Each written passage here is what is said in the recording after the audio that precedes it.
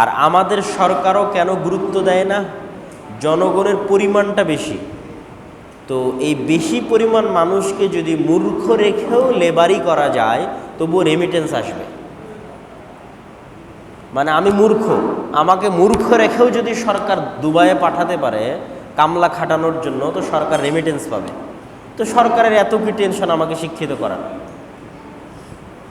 এই জন্য আমাদের সরকারেরও কোনো টেনশন নাই যে আমাকে শিক্ষিত করতে হবে। হ্যাঁ, মূর্খরা গিয়ে লেবারি করবে, লেবারি করে যা টাকা পাবে ওটা দিয়ে দেশ চলবে, রেমিটেন্স দিয়ে।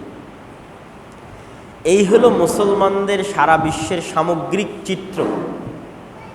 এই সামগ্রিক চিত্রের মধ্যে এটাও অন্তর্ভুক্ত যে কোরআন শিক্ষায় মুসলমানদের কি বেহাল দশা।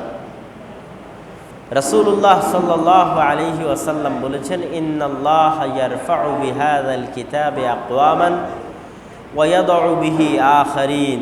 আল্লাহ এই উম্মতের একদল মানুষকে উপরে উঠিয়ে দিবেন কোরআন দিয়ে, এই উম্মতের একদল মানুষকে নিচে নামিয়ে দিবেন কোরআন দিয়ে। আবু বকর, ওমর, ওসমান তারা উপরে উঠে গেছে, ক্ষমতা, দাপট, পাওয়ারে পৃথিবীর অর্ধ পৃথিবী শাসন করেছে, কেননা তাদের বাড়িতে, তাদের ঘরে, তাদের সমাজে কোরআনের মূল্যায়ন ছিল। আর আমরা পৃথিবীতে খেলনায় পরিণত হয়েছি এই জন্য যে আমাদের কাছে কোরআনের মূল্য নাই। মাসকে মাস, বছরকে বছর কেউ কোরআন পড়ে না। মাসকে মাস, বছরকে বছর কোনো বাড়িতে কোরআন পড়া হয় না। এই হলো মুসলমানদের ভয়াবহ অবস্থা। সম্মানিত উপস্থিতি, কোরআন আমাদের উপর আল্লাহর অনেক বড় নেয়ামত, অনেক বড় দয়া, অনেক বড় রহমত, অনেক বড় করুণা। নূহ আলাইহিস সালাতু ওয়াস সালামের কওমের একজন মুমিন 1000 বছর ইবাদত করে জানে কি পাবে, উম্মতে মুহাম্মাদির একজন মুমিন 60 বছর ইবাদত করে তার চেয়ে বেশি নেকি পাবে ইনশাআল্লাহ। কেননা উম্মতে মুহাম্মাদির কাছে সূরা ফাতিহা আছে, যা অতীতের কোনো উম্মতের কাছে ছিল না। উম্মতে মুহাম্মাদির কাছে কোরআন আছে, যা অতীতের উম্মতের কাছে ছিল না। শাহরু রমাদান আল্লাযী উনজিলা ফীহিল কোরআন, রমজান মাসের যত রহমত, যত বরকত, যত করুণা, যত দয়া, তার কারণ হচ্ছে এই মাসে কোরআন অবতীর্ণ হয়েছিল। ইন্না আনজালনাহু ফি লাইলাতিল কদর, লাইলাতুল কদরের যত রহমত, যত বরকত, যত দয়া, তার কারণ হচ্ছে লাইলাতুল কদরে কোরআন অবতীর্ণ হয়েছিল। তাহলে উম্মতে মুহাম্মাদির শ্রেষ্ঠত্ব, মুহাম্মদ সাল্লাল্লাহু আলাইহি ওয়াসাল্লামের শ্রেষ্ঠত্ব, রমজান মাসের রহমত বরকত, লাইলাতুল কদরের রহমত বরকত, সবগুলোর কারণ হচ্ছে কোরআনের বরকত। কিসের বরকত? কোরআনের বরকত। 1 নম্বর পয়েন্ট ছিল এটা যে কোরআন আমাদের উপর আল্লাহর সবচেয়ে বড় দয়া। 2 নম্বর পয়েন্ট, কোরআন যদি আমরা জাতিগতভাবে অবহেলা করি, আল্লাহ আমাদেরকে জাতিগতভাবে গজব দিয়ে ধ্বংস করে দিবেন। জাতিগতভাবে গজবের সিস্টেম, ফরম্যাট এক এক জাতির জন্য এক এক রকম হয়। নূহ আলাইহিস সালামের জাতিকে আল্লাহ বন্যা দিয়ে ধ্বংস করেছে, পরে আর কোনো জাতিকে বন্যা দিয়েছিল কোরআনে পাওয়া যায় না। লূত আলাইহিস সালাতু ওয়াস সালামের কওমকে আল্লাহ শহর উল্টিয়ে দিয়ে ধ্বংস করেছে, পরে আর কাউকে শহর উল্টিয়ে দিয়েছিল পাওয়া যায় না। বানু ইসরাইলের একদল মানুষকে আল্লাহ বানর এবং শুকুরে পরিণত করে দিয়েছিলেন। আদ, সামুদ এবং শুআয়বের কওমকে বিকট আওয়াজ, ঝড় বৃষ্টি দিয়ে ধ্বংস করে দিয়েছিলেন। তাহলে এক এক কওমের জন্য গজবের এক একটা সিস্টেম এবং ফরম্যাট। কথা বোঝা যায় না? সবার জন্য একই রকম গজব একই রকম নয়। তাহলে উম্মতে মুহাম্মাদির উপর গজব মানে ভূমিকম্প নয়, উম্মতে মুহাম্মাদির উপর গজব মানে বন্যা নয়, উম্মতে মুহাম্মাদির উপর গজবের ফরম্যাটটা ভিন্ন। কোন ফরম্যাটে গজব আসবে? উম্মতে মুহাম্মাদির উপর গজবের ফরম্যাট হচ্ছে বিধর্মীরা এদেরকে জবাই করবে, অমুসলিমরা উম্মতে মুহাম্মাদিকে নির্বিচারে গুলি করে হত্যা করবে, বম মেরে উড়িয়ে দিবে। গত 1400 বছরে কোনো মুসলমান শহর পুরোই বন্যায় ডুবে আল্লাহ ধ্বংস করে দিয়েছে এরকম রেকর্ড নাই। কোনো মুসলমান শহর ভূমিকম্প দিয়ে মাটিতে ধসিয়ে দিয়েছে এরকম রেকর্ড নাই।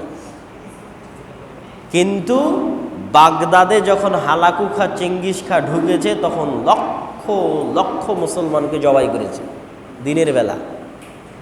পৃথিবীতে কেউ কথা বলারও ছিল না, কেউ আওয়াজ করারও ছিল না। স্পেনে যখন ফ্রান্সের রাজা ফার্ডিন্যান্ড এবং রানী ইসাবেলা প্রবেশ করেছে তখন জ্বলন্ত মুসলমানদের পুড়িয়ে স্পেন ছেড়ে যেতে বাধ্য করেছে। ইতিহাস মনে নাই, পড়তে ভালো লাগে না? রোহিঙ্গাদের অবস্থা দেখেন চোখের সামনে, যে রোহিঙ্গাদের সাথে বৌদ্ধরা কি করছে। ফিলিস্তিনিদের অবস্থা দেখেন চোখের সামনে। ফিলিস্তিনিদেরকে আর রোহিঙ্গাদেরকে মানুষ মনে করা বহু দূরের কথা, কেউ পশুও মনে করে না। গুলি করার সময় মনে করে না যে একটা গরু বা ছাগলকে বা একটা পাখিকে মারছি, না, একটা পাখি ছাগল গরুর যা মূল্য তাও নাই। তাহলে জয়পুরহাটের মানুষ, বগুড়ার মানুষ, শিবগঞ্জের মানুষ যদি কোরআন না শিখে, না পড়ে, না বুঝে, তো এরা জাতিগত আযাব এবং গজব আসবে। তো জাতিগত গজব মানে বন্যা ভূমিকম্প নয়। জাতিগত গজব মানে হয় আপনাকে, না হয় আপনার ছেলেকে, না হয় তার ছেলেকে। হিন্দুরা এসে বলবে এই জয় শ্রীরাম বল, শিবগঞ্জের মানুষ, শিবগঞ্জের মানুষেরা বলবে না আমরা বলবো না। তো আল্লাহর কসম, একদিনে যদি গোটা শিবগঞ্জের সব মানুষকে জবাই করে, পৃথিবীতে কেউ কথা বলার থাকবে না, পৃথিবীতে কেউ বাঁচানোর থাকবে না, এগিয়ে আসার থাকবে না। গোটা বগুড়ার মানুষকে যদি একদিনে বম মেরে হত্যা করে দেওয়া হয়, পৃথিবীতে কেউ সাউন্ড করার থাকবে না। গোটা 18 কোটি জনগণকে যদি একদিনে ধ্বংস করে দেওয়া হয়, একদিনে ইহুদি খ্রিস্টানেরা এসে হত্যা করে, কেউ কথা বলবে না। এরকম পরিবেশ হয়ে যাবে, ওটাই গজব। এর বাইরে উম্মতে মুহাম্মাদের উপর গজবের কোনো ফরম্যাট নাই, সিস্টেম নাই, ওটাই গজব। আর একটা আছে, তবে সেটা কিয়ামতের পূর্ব মুহূর্তে এই উম্মতের কিছু কিছু মানুষকে আল্লাহ শুকুর এবং বানর বানিয়ে দিবে। যেমনটা বানু ইসরাইলের কিছু মানুষকে আল্লাহ শুকুর আর বানর বানিয়ে দিয়েছিল, ওটাও একটা গজবের ফরম্যাট এই উম্মতের জন্য আছে। তবে সেটা কিয়ামতের নিকটবর্তী সময়গুলোতে বেশি ঘটবে। আর এই ফরম্যাটটা সবসময় চলতে থাকবে। যারাই আল্লাহর কিতাব নবীর সুন্নাত ছেড়ে দিবে, ওদের উপর আল্লাহ বিধর্মীদের চাপিয়ে দিবে। আর যারা শক্ত করে আল্লাহর কিতাব আর নবীর সুন্নাত ধরবে, এদের সম্মান আল্লাহ বাড়িয়ে দিবে, এদের ইজ্জত, এদের বুকের হিম্মত, পৃথিবীতে এদের মান সম্মান আল্লাহ বাড়িয়ে দিবে।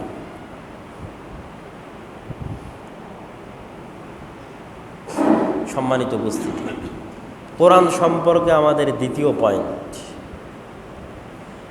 কোরআন যদি মানুষ ব্যক্তিগত জীবনে পরিত্যাগ করে তাহলে সে পরকালে বিপদের মুখোমুখি হবে। একটা বললাম জাতিগত, মানে গোটা জাতির কেউ পড়ে না, কেউ শিখেও না, কেউ জানেও না। আর একটা বললাম মোটামুটি কেউ জানে, কেউ পড়ে, কেউ জানে, কেউ পড়ে, কেউ জানে না, কেউ পড়ে না। এর মধ্যে যারা ব্যক্তিগত জীবনে জানে না এবং পড়ে না এবং বুঝে না, তারা পরকালে বিপদের মুখোমুখি হবে। বিপদ মানে মৃত্যুর পর থেকে কোরআনকে পাশে দেখতে পাবে, কবর থেকে দেখবে যে কোরআন ওর সাথে আছে। পরকালে কিয়ামতের মাঠে দেখবে কোরআন ওখানেও আছে। আল্লাহর নবী রাসূলুল্লাহ সাল্লাল্লাহু আলাইহি ওয়াসাল্লাম বলছেন, আল কোরআন হুজ্জাতুন লাকুম আও আলাইকুম, কোরআন তোমাদের জন্য দলিল, তোমাদের বিরুদ্ধে দলিল। কোরআন আপনাকে কোথাও পিছু ছাড়বে না, কোথাও না, কবরেও পিছু ছাড়বে না, পরকালেও না। তাহলে কবরেও হয় আপনার পক্ষে অবস্থান নেবে, না হয় বিপক্ষে অবস্থান নেবে। কিয়ামতের মাঠেও হয় আপনার পক্ষে অবস্থান নেবে, না হয় বিপক্ষে অবস্থান নেবে। যদি এরকম হতো যে মাগরিবের পরের 2 রাকাত সুন্নাত পড়লে নেকি, না পড়লে সমস্যা নাই, তাহলে ভালোই হতো। কিন্তু কোরআন এরকম নয়, পড়লে যেমন নেকি, না পড়লে তেমন বিপদ। তাহলে কোরআন আপনাকে কবরেও ছাড়বে না, পরকালেও ছাড়বে না। এখন কোরআনকে আপনি পক্ষে বানাবেন না বিপক্ষে নিয়ে যাবেন, এটা আপনার জিম্মেদারি। আপনি যদি কোরআন পড়েন, বুঝার চেষ্টা করেন, কোরআন আপনার পক্ষে থাকবে। যদি খুলেই না দেখেন জীবনে, শিখারই চেষ্টা না করেন জীবনে, তাহলে কবরের পর থেকেই দেখবেন কোরআন আপনার বিরুদ্ধে কথা বলছে। এই রকম ভয়ঙ্কর। 3 নম্বর পয়েন্ট, কোরআনের 4 নম্বর পয়েন্ট, কোরআনের সবচেয়ে বড় শত্রু হচ্ছে শয়তান। কে কোরআনের সবচেয়ে বড় শত্রু? একটু জোরে বলেন, কে? পিছন থেকে কে? শয়তান। শয়তান যে পৃথিবীতে আছে, শয়তানের অস্তিত্ব যে পৃথিবীতে আছে, এবং শয়তান যে আমাদের অন্তরে ওয়াসওয়াসা দিতে পারে, এই কথাটা দুনিয়ার কোনো স্কুল, দুনিয়ার কোনো কলেজ, কোনো বিশ্ববিদ্যালয়, কোনো বিজ্ঞান, কোনো গবেষণা আপনাকে বলবে না। কোনো স্কুলে গেলে বলবে না যে শয়তান আছে, কোনো কলেজে গেলেও বলবে না, কোনো বিজ্ঞানেও বলবে না, কোনো গবেষণাতেও বলবে না। সবাই কি বলবে? তোমার মন মতো চলো, তোমার মনে যেটা চায় সেটা করো, নিজের মনের কথা শোনো, অন্যের বুদ্ধি শুনিও না। কার মনের কথা শোনো? নিজের মনের কথা শোনো, তাহলে তুমি সাহসী। তাহলে নিজের মনের কথা শুনে একটা মেয়ে যদি বাড়ি থেকে পালিয়ে যায়, তাহলে সে কি? সাহসী। এটা গোটা দুনিয়া বলবে আপনাকে যে তোমরা নিজের মনের কথা অনুযায়ী চলো। একমাত্র কোরআন আপনাকে বলবে সাবধান, তোমার মনে কিন্তু শয়তানের প্রভাব আছে। আমি শয়তানকে এই ভয়ঙ্কর ক্ষমতা দিয়ে দিয়েছি, যা আজকের আধুনিক প্রযুক্তিরও নাই। আজকের আধুনিক প্রযুক্তিতে এরকম কোনো mobile, app, software, TV, computer, camera আবিষ্কার হয়নি যে এখানে চাপ দিলে আপনার অন্তরে চলে যাবে। এরকম হয়েছে নাকি? অন্তরের সাথে কানেক্টেড কোনো মেশিন আছে দুনিয়াতে? যে মেশিনই বলেন, সেটা হয় পড়তে হবে, হয় দেখতে হবে, না হয় শুনতে হবে। টিভি হলে দেখতে হবে, কোনো আওয়াজ হলে কানে শুনতে হবে, ফোন হলে শুনতে হবে, মেসেজ হলে পড়তে হবে। এর বাইরে ডাইরেক্ট এখানে যাওয়ার কোনো রাস্তা আছে? এই ভয়ঙ্কর অস্ত্র, ভয়ঙ্কর প্রযুক্তি আল্লাহ শয়তানকে দিয়ে দিয়েছে। যে শয়তান যদি আমাদের কিছু বলতে চায়, কলও দেওয়া লাগবে না, চিঠিও লেখা লাগবে না, এসে সাক্ষাতে বলাও লাগবে না, সরাসরি কোথায় পাঠিয়ে দিবে? কোথায়? অন্তরে পাঠিয়ে দিবে।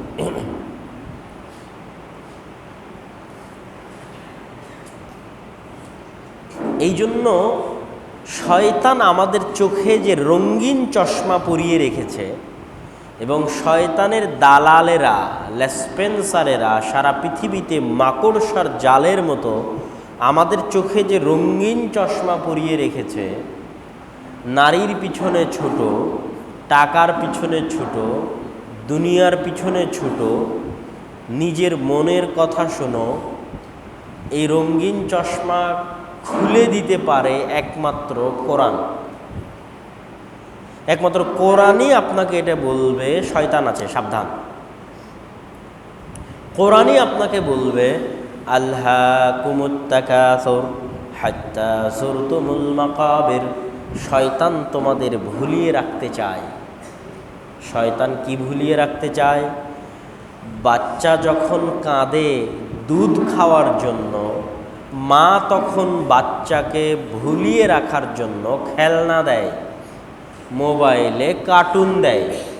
তো মোবাইলের কার্টুন দেখে, খেলনা দেখে বাচ্চা যেমন দুধ খাওয়ার কথা ভুলে যায়, আল্লাকুমুত তাকাসুর, শয়তান তেমন তোমাদের মনের কথা শুনতে বলে দুনিয়া, নারী, টাকার পিছনে অন্ধের মতো ছুটতে বলে তোমাদেরকে কি ভুলিয়ে রাখতে চায় জানো? তোমরা যে কোনোদিন মারা যাবা, এটা ভুলিয়ে রাখতে চায়।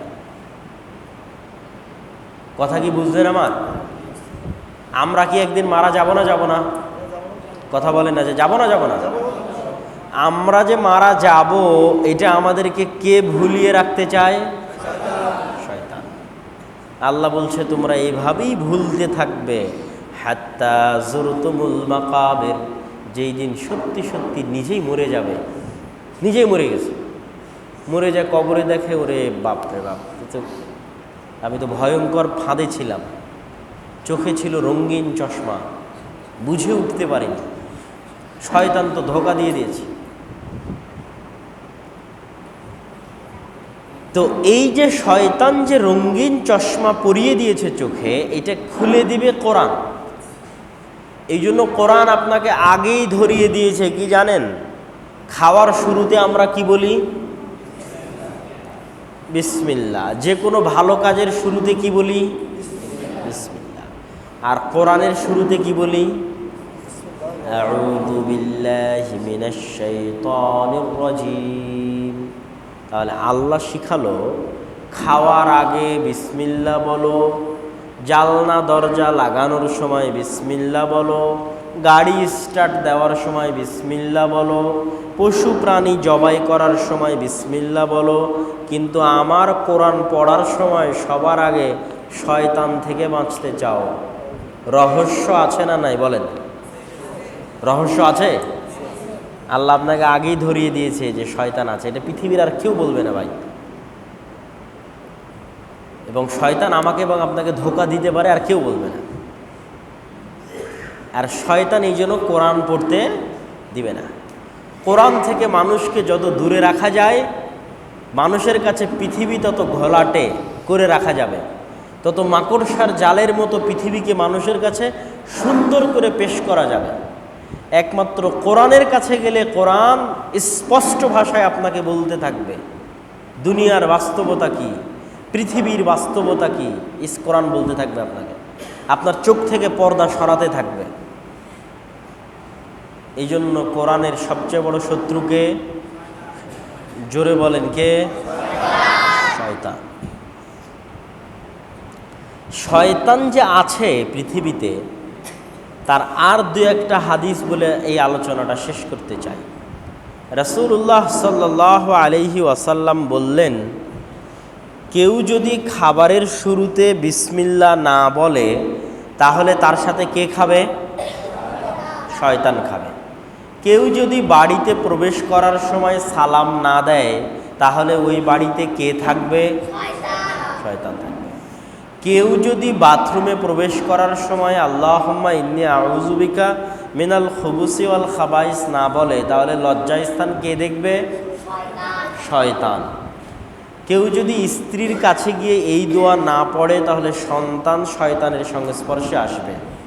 কেউ যদি বাড়ি থেকে বের হওয়ার সময় বিসমিল্লাহি তাওয়াক্কালতু আলাল্লাহ লা হাওলা ওয়ালা কুওয়াতা ইল্লা বিল্লাহ পড়ে, আল্লাহ তাকে শয়তানের ষড়যন্ত্র থেকে হেফাজতে রাখবে। তাহলে এই যে খেতে শয়তান, বাড়িতে শয়তান, টয়লেটে শয়তান, স্ত্রীর কাছে শয়তান, বাড়ির বাহিরে শয়তান, আরও তো কত দোয়া আছে যেগুলোর সাথে আল্লাহর নবী বারবার সব জায়গায় শয়তানের কথা বলেছে। আর আল্লাহ কোরআন শুরু করার আগেই বলল শয়তান থেকে পরিত্রাণ চাই।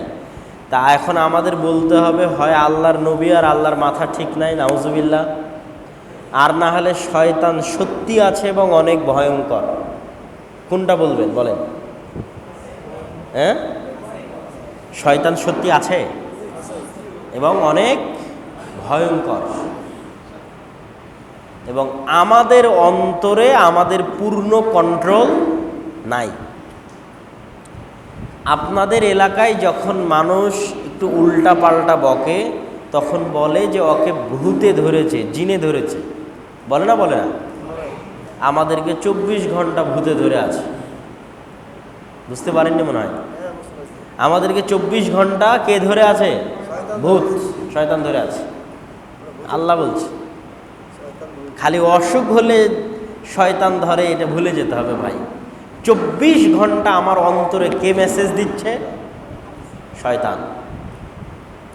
আল্লাযী ওয়াসওয়াসু ফী সুদুরিন নাস, মানুষের অন্তরে ওয়াসওয়াসা দিতে পারে।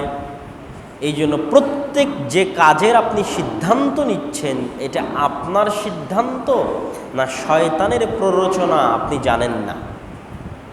কেউ জানে না, আমরা কেউ জানি না যে আমি এই কাজের সিদ্ধান্ত নিচ্ছি এটা আমার না শয়তানের। তাহলে দুনিয়াতে চলবেন কিভাবে? কোরআনের কাছে যেতে হবে, কোরআনকে জিজ্ঞেস করতে হবে যে এটা আমার না শয়তানের। কোরআন বলে দিবে যে এটা আপনার না শয়তানের। আমার এখন বিড়ি খেতে মন চাচ্ছে, তাই এটা আমার ইচ্ছা না শয়তানে দিল? বুঝার কোনো উপায় আছে? শয়তানের নাম্বার কি সেভ করা আছে নাকি অন্তরে? ভাই শয়তানের নাম্বার কি সেভ করা আছে? সেভ করা না। তাহলে আপনার না শয়তানের বুঝবেন কেমনে? কোরআন বলবে ইন্নামাল খামরু ওয়াল মাইসিরু ওয়াল আনসাবু ওয়াল আজলাম রিজসুম মিন আমালিশ শাইতান। নিশ্চয় মদ, নিশ্চয় জুয়া, নিশ্চয় মূর্তি পূজা, মিন আমালিশ শাইতান। কার কাজ? কার কাজ ভাই? জোরে বলেন। কে বলছে? কোরআন বলছে। কোরআন বলছে, দুনিয়াদার কেউ বলবে না।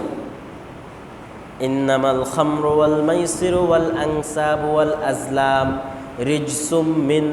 খাওয়ার ইচ্ছা, বিড়ি খাওয়ার ইচ্ছা হচ্ছে, এটা আপনার না শয়তানের? কে বলে দিবে? কোরআন বলে দিবে। কে বলে দিবে?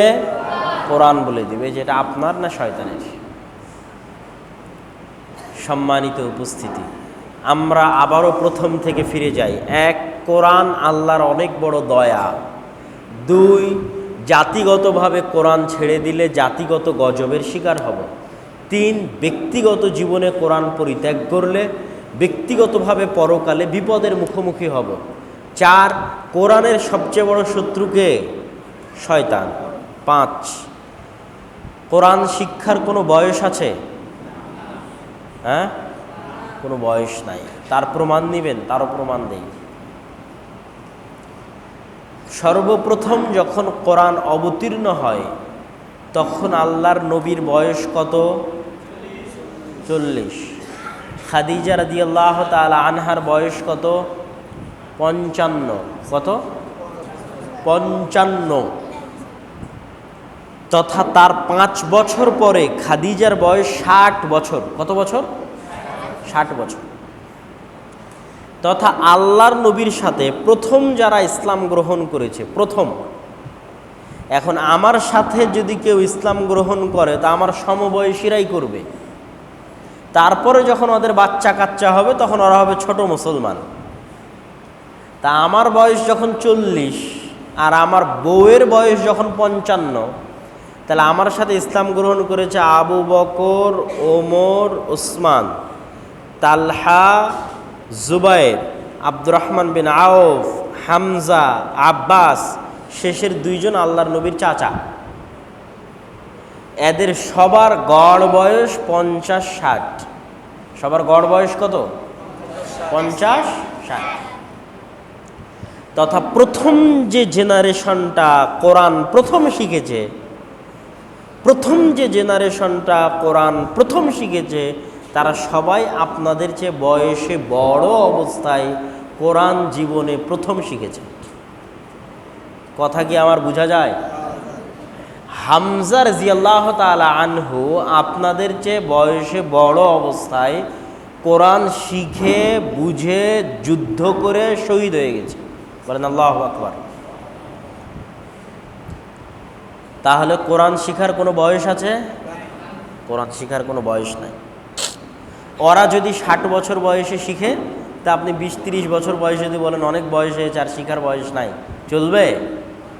শিখার বয়স নাই বলে বাচ্চাকে মক্তবে দিয়ে দিয়েছে, শিখার বয়স নাই বলে মেয়েকে মহিলা মাদ্রাসায় দিয়ে দিয়েছে, যতই ছেলে মেয়েকে মাদ্রাসায় দেন, আপনাকেও শিখতে হবে।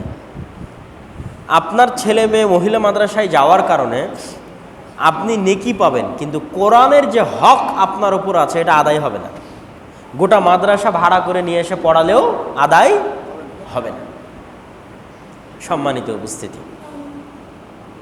তাহলে আমাদের 5 নম্বর পয়েন্ট ছিল কোরআন শিক্ষার কোনো বয়স নাই। 6 নম্বর পয়েন্ট হচ্ছে কোরআনী হেদায়াত। কি হেদায়াত? এটা আমার সাথে বলেন তো, কি হেদায়াত? কোরআনী হেদায়াত। ফিরোজ টিস্যু না। জাকির নায়েকের মতো লক্ষ কোটি জাকির নায়েক এবং আব্দুর রাজ্জাক বিন ইউসুফের মতো লক্ষ কোটি বক্তা বক্তব্য দিয়ে যত মানুষকে হেদায়েত করতে পারবে, তার চেয়ে বেশি মানুষকে কোরআন একাই হেদায়েত করতে পারবে। এটা কি বিশ্বাস করেন? তো হয় না যে আপনারা হননি যে, কারণ কি ভাই? সুন্দর, আব্দুর রাজ্জাক বিন ইউসুফের বক্তব্য শোনার জন্য জালসার আয়োজন হয়েছে, কিন্তু কোরআন শেখার জন্য এই মসজিদে গত 10 বছর থেকে মক্তব নাই। কথা বুঝতে পারেননি মনে হয়। কোরআন বুঝার জন্য কারো কোনো চেষ্টা নাই। তো কোরআনের তো আর মাইক নাই যে নিজে বক্তব্য দিয়ে দিয়ে আপনাদের শোনাবে। কোরআনের কাছে গিয়ে আপনাকে বুঝতে হবে। কিন্তু গেলে যে কোরআন ওরকম কোটি আব্দুর রাজ্জাক বিন ইউসুফ আর কোটি জাকির নায়েকের চেয়ে বেশি প্রভাব বিস্তারকারী, তার কথা কোরআন নিজেই বলছে। ইন্নামাল মুমিনুনা আল্লাযীনা ইযা যুকিরাল্লাহ ওয়াজিলাত কুলুবুহুম। মুমিন তারাই যাদের সামনে আল্লাহর নাম, আল্লাহর বাণী, আল্লাহর কালাম পড়া হলে তাদের অন্তর কেঁপে ওঠে। ওয়াজিলাত কুলুবুহুম, অন্তর নড়ে ওঠে, কেঁপে ওঠে। ওয়াইযা তুলিয়াত আলাইহিম আয়াতুহু যাদাতহুম ঈমানা। আর যখন তাদের সামনে কোরআন পড়া হয় তাদের অন্তরের ঈমান বেড়ে যায়।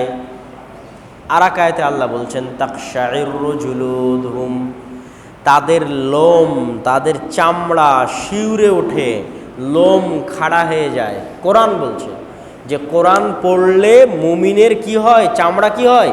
শিউরে ওঠে, লোম কি হয়? খাড়া হয়ে যায়। কোরআনে বলছে লাউ আনসালনা হাযাল কুরআনা আলা জাবালিন লারাআইতাহু খাশিআম মুতাসাদ্দিআম মিন খাশিয়াতিল্লাহ। আমি যদি কোরআনকে অবতীর্ণ করতাম পাহাড়ের উপরে, তাহলে পাহাড় কোরআনের মধ্যে যা আছে তা বুঝে, তা শিখে, তা অনুভব করে থরথর থরথর করে কাঁপত। তাহলে কোরআন বলছে মানুষ যদি কোরআন পড়ে ওর অন্তর কাঁপবে। কোরআন বলছে মানুষ যদি কোরআন পড়ে ওর চামড়া শিউরে উঠবে। কোরআন বলছে মানুষ যদি কোরআন বুঝে ওর লোম খাড়া হয়ে যাবে। কোরআন বলছে মানুষ যদি কোরআন পড়ে ওর ঈমান বেড়ে যাবে। কোরআন বলছে কোরআন যদি পাহাড়ের উপর ফেলা হতো, পাহাড় কেঁপে থরথর থরথর করে উঠত। কোরআনই বলছে আফালা ইয়াতাদাব্বারুনাল কুরআনা আম আলা কুলুবিহিম আকফাল। তারা কোরআন বুঝার চেষ্টা করে না কেন? তাদের অন্তরে কি তালা মারা? কোরআন বুঝার চেষ্টা করে না কেন? তাদের অন্তরে কি তালা মারা? কোরআন সত্যি এক অলৌকিক কিতাব। প্রত্যেক মানুষের নিজস্ব পারিপার্শ্বিক অবস্থার উপর ভিত্তি করে কোরআন মানুষকে মেসেজ দেয় এবং অনেক শক্তিশালী এবং অনেক পাওয়ারফুল। সম্মানিত উপস্থিতি, তাহলে আমাদের 5 নাম্বার বা 6 নাম্বার পয়েন্ট ছিল কি? কোরআনী হেদায়াত। কোরআন কি? এটা জোরে বলেন, কোরআনী কি? হেদায়াত। আমাদের 6 নাম্বার পয়েন্ট, কোরআন শ্রেষ্ঠতম দাওয়াতি কাজ, কোরআন শ্রেষ্ঠতম সাদাকায়ে জারিয়ার মাধ্যম। কোরআন শ্রেষ্ঠতম দাওয়াতি কাজ কেন? এটা বুঝেই ফেলেছেন যে হুদাল লিন্নাস। হিন্দু হোক, বৌদ্ধ হোক, ডোম হোক, চামার হোক, মেথর হোক, মুচি হোক, আর কালো চামড়া হোক আর সাদা চামড়া হোক, সবার জন্য হেদায়াত কোথায় আছে? কোরআনে। তাহলে মানুষকে কোরআনের কাছে নিয়ে যাওয়াই সবচেয়ে বড় দাওয়াতি কাজ। তাহলে কোরআন ওকে হেদায়েত করে দিবে, কিন্তু আমাদের চেষ্টা করতে হবে কি মানুষের কাছে কোরআনকে কি করা? সহজলভ্য করা।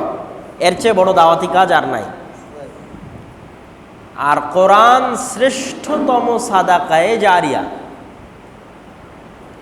কোরআন শ্রেষ্ঠতম সাদাকায়ে জারিয়া মানে, আজকে আপনারা আসরের সালাতে সবাই সূরা ফাতিহা পড়েছেন না পড়েননি? পড়েছেন। আপনারা যারা আজকে আসরের সালাতে সূরা ফাতিহা পড়েছেন, তাদের এই সূরা ফাতিহার নেকি যারা আপনাদের ছোটবেলায় শিখিয়েছিল তারা পেয়েছে না পায়নি?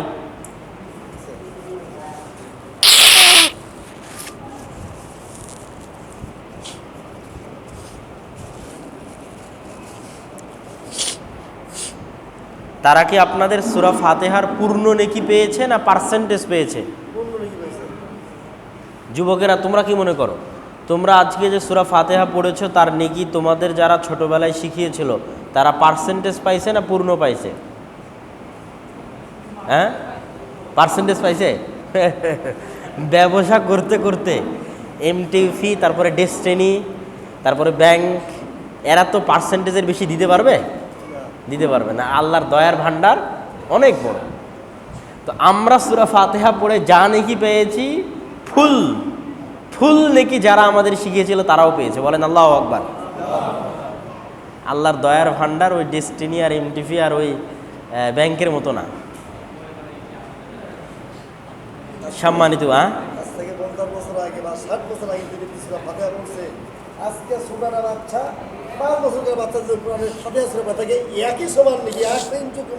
মাশাআল্লাহ, জি, আলহামদুলিল্লাহি রাব্বিল আলামিন। সকল প্রশংসা আল্লাহর জন্য। কার জন্য? মহান আল্লাহ। জি, কেন পাবে না? কেন পার্সেন্টেজ? কিবা একবারে মাশাআল্লাহ। তো যারা আমাদেরকে ছোটবেলায় শিখিয়েছিল তাদেরকে যারা শিখিয়েছে তারা পেয়েছে না পায়নি? আপনারা কি মনে করেন তারা পেয়েছে না পায়নি? গত 1400 বছরে আপনার পর্যন্ত সূরা ফাতিহা পৌঁছতে যতজনের অবদান আছে সবাই আপনার সূরা ফাতিহা পড়ার নেকি পেয়েছে। বলেন আল্লাহু আকবার।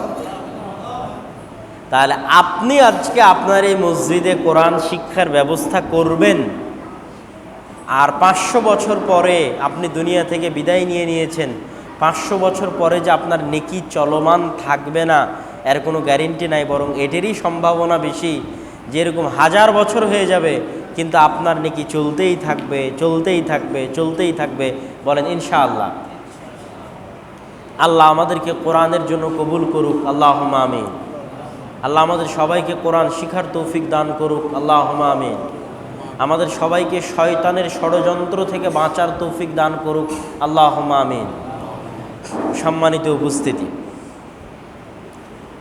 আমরা এই পুরো আলোচনার যদি আপনাদের সামনে সংক্ষিপ্ত আকারে সারমর্ম করি, তাহলে সবার আগে আলোচনা করেছিলাম গোটা মুসলিম বিশ্বের শিক্ষা নিয়ে ভয়াবহ অবস্থা, এবং তার পাশাপাশি আপনাদের সামনে আলোচনা করেছিলাম যে মুসলমানদের শিক্ষাগত অধঃপতনই মুসলমানদের গোলামির কারণ।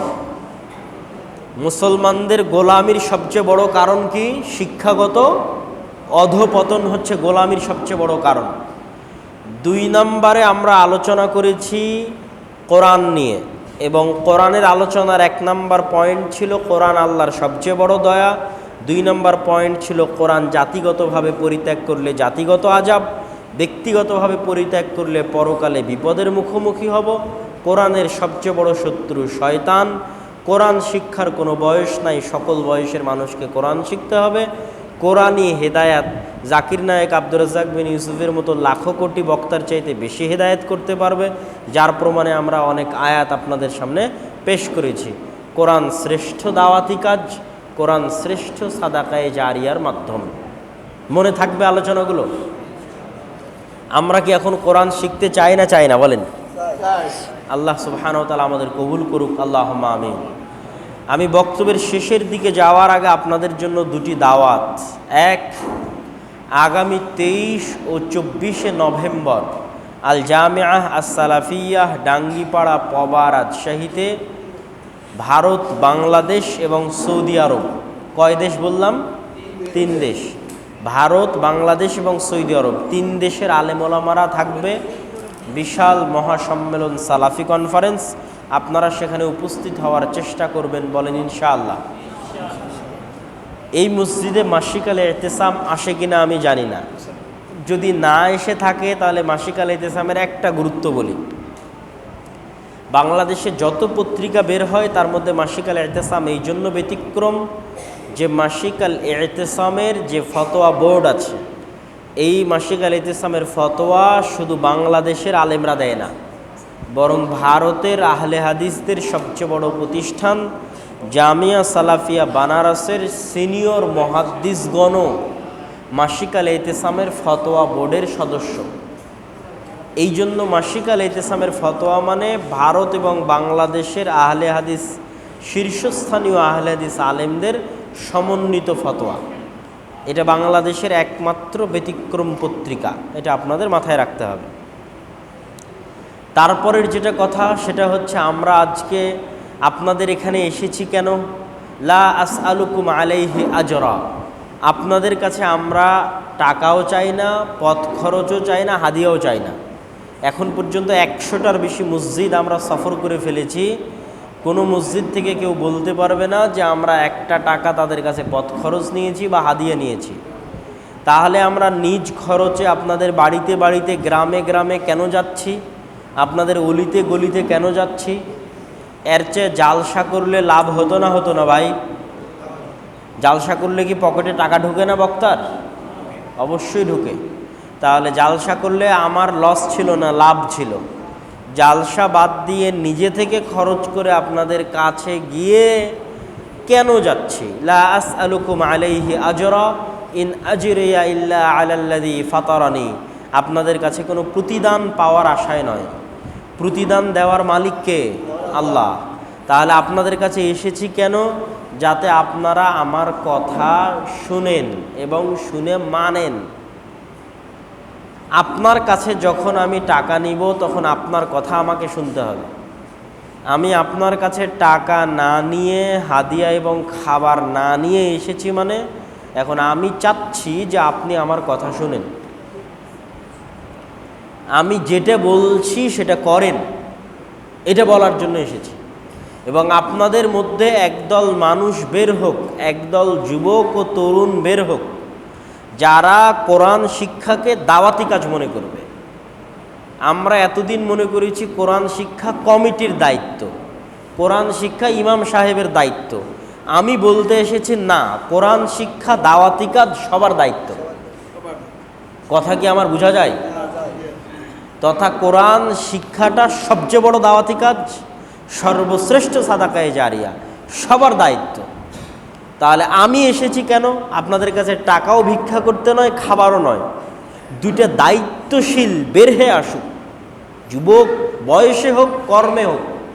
বয়সে যুবক হওয়া জরুরি নয়, কর্মে যুবক হলেও হবে, বয়স 80 হলে সমস্যা নেই। যারা দায়িত্ব নিয়ে বলবে হ্যাঁ এই মসজিদে মক্তব চালু করা হোক, আপনি আমাদের যা বলবেন আমরা সেই অনুযায়ী আপনার পাশে থেকে এই মসজিদে কোরআন শিক্ষা কার্যক্রম পরিচালনার চেষ্টা করব, বলেন ইনশাআল্লাহ। এই কথাটুকু, এই দায়িত্বটুকু নিবে এরকম লোক খোঁজার জন্য আমরা বের হয়েছি। রাজশাহীতে বসে কি আর আমি এখানে মক্তব চালাতে পারবো? যদি আপনাদের এখানে কোনো দায়িত্বশীল না থাকে, পারবো ভাই? পারবো না। তাহলে আমি বের হয়েছি কেন? ভাই আমি মক্তব পরিচালনায় সহযোগিতা করতে চাই, সিলেবাস দিয়ে সহযোগিতা করতে চাই, অর্থনৈতিক লাগলে সেটাও করতে চাই। কিন্তু আমি মনে করি যে আজকের আলোচনায় যদি আপনার মেন্টালিটি চেঞ্জ হয়, তাহলে অর্থনীতি কখনো বাধা হয়ে দাঁড়াবে না, কখনোই দাঁড়াবে না। আপনাকে আগে মনে রাখতে হবে মসজিদে যা ইনকাম হবে তা আগে কোথায় যাবে? শিক্ষায়। ব্যাস, সিম্পল মূলনীতি। বিশ্বাস যদি না হয় তো ব্রাককে দেখেন, ব্রাক আপনার চোখে পড়ে না? না, ব্রাককে নিয়ে এসে আপনার চোখের মধ্যে ঢুকালে চোখে পড়বে? ব্রাকের এরকম মসজিদ আছে ভাই, এরকম জায়গা আছে, বিল্ডিং আছে, আছে নাই। ভাড়া ভাঙ্গা বেড়া ভাঙ্গা টিনে ওরা স্কুল চালায় সারা বাংলাদেশে হাজার হাজার। তো ওর জমি না থাকতেও বিল্ডিং না থাকতেও স্কুল চালায় কেন? আর আপনার থাকতে আপনি চালান না কেন? তাহলে ও আপনার ছেলে মেয়েকে এত ভালোবাসে যে আপনার ছেলে মেয়ের শিক্ষার ব্যবস্থা করেছে। আরও বুঝতে না চাইলে খ্রিস্টান মিশনারিদের দেখেন, আজও আমাদের বাংলাদেশে শ্রেষ্ঠ স্কুল খ্রিস্টানদের। আজও শ্রেষ্ঠ স্কুল কাদের? খ্রিস্টানদের। এবং পৃথিবীর আপনাকে একটা সামারি এবং ভবিষ্যৎবাণী করে যায়, যারা হয়তো অনলাইনে দেখে তারা বুঝতে পারবে যে আমার এই কথা ইউরোপ এবং আমেরিকার জন্য কত সত্য। সন্তান জন্ম দিবেন আপনি, মানুষ করবে ইবলিস। আমার সাথে বাক্যটা বলেন তো, যে সন্তান জন্ম দিব আমি, বলেন, মানুষ করবে ইবলিস, বলেন, মানুষ করবে। যারা ইউরোপ এবং আমেরিকায় আছে তারা আমার এই কথাটা অক্ষরে অক্ষরে টের পাবে। আর আপনাদের দেশেও আপনারা 20 বছর 30 বছর 50 বছর পর টের পাবেন। একটা ছোট্ট উদাহরণ দেই, আপনার বাচ্চাকে যদি স্কুলে পড়ানো হয় সমকামিতা, বাসায় গিয়ে যদি বাপ মা বলে যে বাবা আমাদের ইসলামে সমকামিতা হারাম, পরের দিন ওই বাচ্চা যদি ক্লাস টিচারকে গিয়ে বলে যে আমার আব্বা বলেছে সমকামিতা নাকি ইসলামে হারাম, তাহলে ওই বাচ্চাকে বাপ মায়ের কাছ থেকে জোরপূর্বক নিয়ে নেবে সরকার। সরকার নিয়ে তাদের জন্য আলাদা থাকা খাওয়ার ব্যবস্থা আছে, ওখানে রাখবে। আপনি যদি বাড়াবাড়ি করেন আপনাকে জেলে দিয়ে দিবে। সন্তান কে জন্ম দিয়েছিল? আপনি জন্ম দিয়েছিলেন। মানুষ কে করবে? ইবলিস। বলেন, কে মানুষ করবে? তা আপনার কাছে এই মসজিদ আছে, আপনি সে মসজিদে টাইলসও দিতে পারেন, কিন্তু তারপর আপনি চাচ্ছেন যে আপনার সন্তানকে ইবলিসে মানুষ করুক। আমি আর ওকে কোরআন দিন কিছু না শিখাই। এর চেয়ে বড় হতভাগা, এর চেয়ে বড় খারাপ, এর চেয়ে বড় জঘন্য, এর চেয়ে বড় নিকৃষ্ট কথা হতে পারে না। চেষ্টা করবেন ভিক্ষা করে হলেও মসজিদে কি চালু রাখবেন? কোরআন শিক্ষার ব্যবস্থা চালু রাখবেন, বলেন ইনশাআল্লাহ। না খেয়ে ক্ষুধার্ত থেকে হলেও মসজিদে কোরআন শিক্ষার ব্যবস্থা চালু রাখবেন। আল্লাহ কবুল করুক, আল্লাহুম্মা আমিন। আর যারা এরকম দায়িত্ব নিতে পারবেন, যদিও কথা বলার সময় আমি 2-1জনকে মার্ক করেছিলাম, তারপরেও যারা এরকম অত্র মসজিদে মক্তব বা আশেপাশের আরও বিভিন্ন মসজিদে মক্তব চালু করতে চান আমাদের সহযোগিতায়, তারা আমাদের দায়ী ফিরোজের সাথে সাক্ষাৎ করবেন আলোচনা শেষে। আজকে কি এখানে মক্তব উদ্বোধন হবে?